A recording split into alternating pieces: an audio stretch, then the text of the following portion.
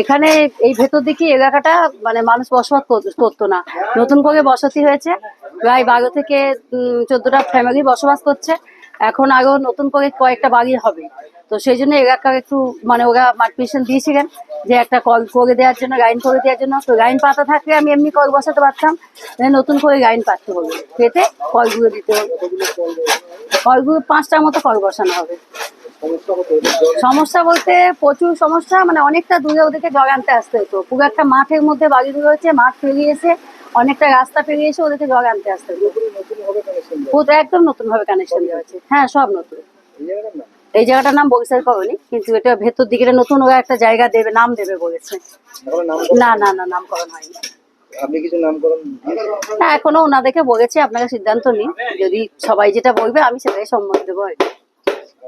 মিতালি ব্যানার্জি, 2 নম্বর ওয়ার্ডের কাউন্সিলর, পৌরসভা জল দপ্তরের সিআইসি।